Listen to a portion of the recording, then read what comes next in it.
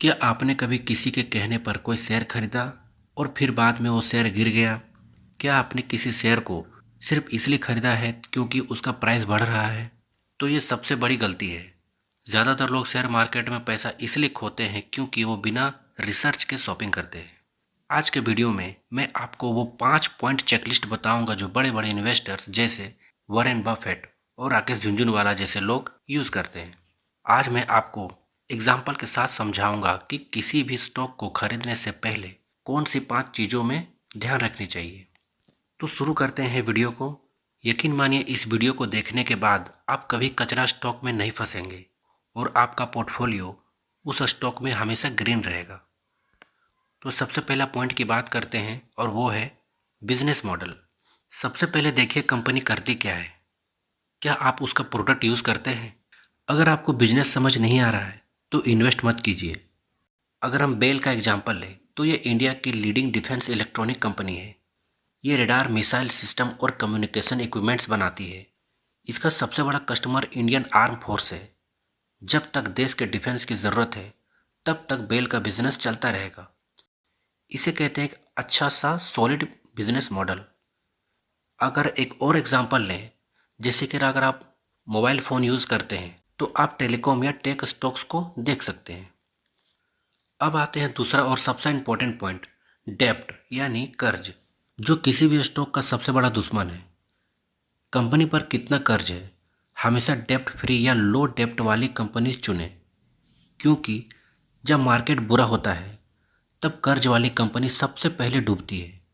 अगर हम बेल का एग्जाम्पल फिर से लें तो बेल का बैलेंस शीट देखें तो ये लगभग एक डेप्ट फ्री कंपनी है, यानी कि इसमें कोई कर्ज नहीं है। इसका मतलब कंपनी जो भी कमा रही है उसे इंटरेस्ट भरने में वेस्ट नहीं करना पड़ेगा।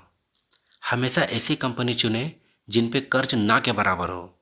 इसको चेक करने के लिए आप टेकर टैप या स्क्रीनर पर जाकर debt to equity ratio check करें। ये हमेशा 1 से कम होना चाहिए। थर्ड पॉइंट है प्रॉफिट एंड सेल्स ग्रोथ। क्या कंपनी पैसा कमा रही है?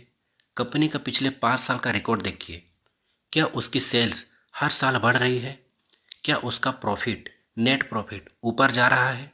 अगर कंपनी का प्रॉफिट ही नहीं बढ़ रहा तो शेयर का प्राइस कहाँ से बढ़ेगा?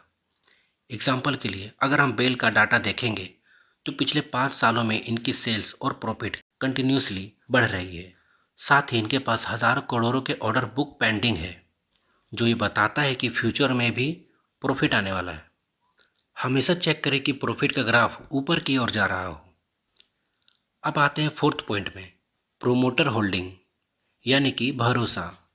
प्रोमोटर मतलब कंपनी के मालिक।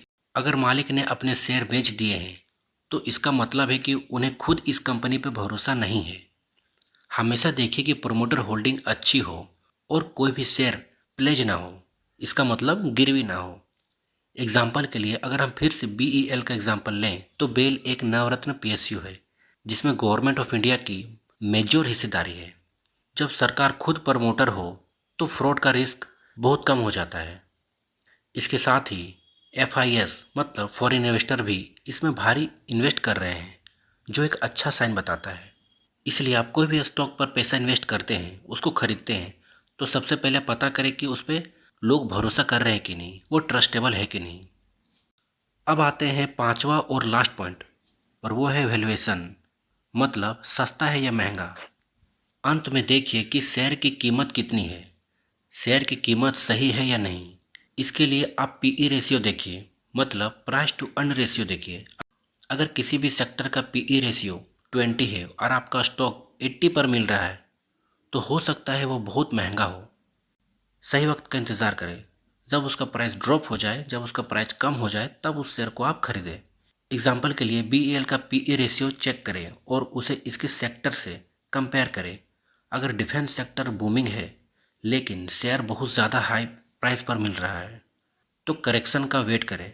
हमेशा वैल्यू पर खरीदने की कोशिश करें। एक और पॉइंट है जो बहुत इंपॉर्टेंट है और वो है sector outlook, that means future scope. अब जिस स्टॉक में पैसा इन्वेस्ट कर रहे हैं, सबसे पहले देखें कि क्या वह इंडस्ट्री फ्यूचर में ग्रो करेगी। जैसे आज के टाइम में EV यानी इलेक्ट्रिकल व्हीकल, ग्रीन एनर्जी और AI का ट्रेंड चल रहा है। अगर सेक्टर ही डूब रहा है, अगर पुराने टाइप की टेक्नोलॉजी है, तो कंपनी कितनी भी अच्छी हो परफॉर्म नहीं करेगी। तो इस बात का ज़रूर से ज़रूर ध्यान रखें कि कंपनी का फ्यूचर स्कोप है कि नहीं। अगर हम फिर से BEL का एग्जांपल लें तो भारतीय इलेक्ट्रॉनिक लिमिटेड्स का फ्यूचर स्कोप बहुत ही अच्छा है, क्योंकि पिछले 3-4 सालों के लिए इसका सेक्टर को डिफेंस के लिए बुक कर लिया गया है। हज़ार करोड़ों में बुकिंग हो चुकी है, जो 3-4 साल लगेंगे इस बुक को कंप्लीट होने में।